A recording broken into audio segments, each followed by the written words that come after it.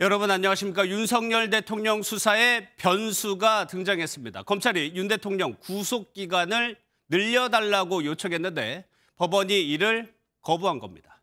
유독 이번 수사는 논란이 많습니다. 현직 대통령에 대한 첫 강제 수사라는 점에서 전례가 없었다 하더라도 수사 초기 중복 수사 논란부터 모호한 공수처법 규정까지 많은 혼란이 벌어지고 있습니다.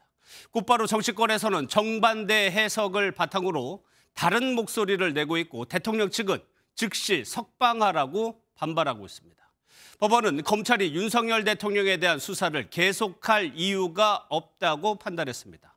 독립된 수사기관인 공수처의 수사 결과를 검찰이 다시 보완할 권한이 없다는 취지입니다.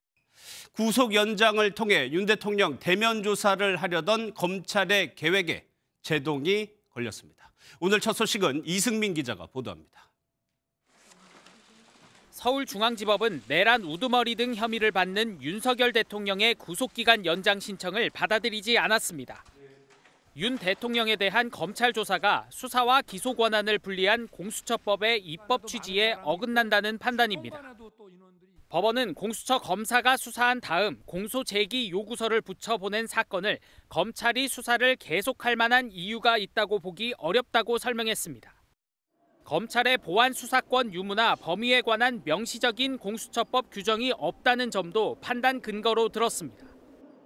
독립된 수사기관인 공수처로부터 수사 결과를 넘겨받은 검찰은 기소 여부만 판단하면 된다는 겁니다.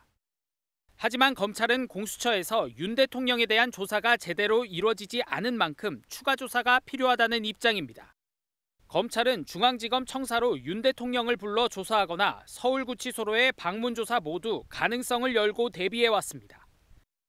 그동안 검찰은 김용현 전 국방부 장관과 계엄을 주도한 주요 사령관 등 10명을 내란 혐의로 구속 기소하는 등 수사의 속도를 내왔습니다.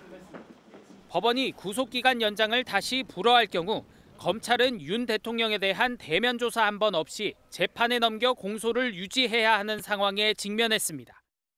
MBN 뉴스 이승민입니다.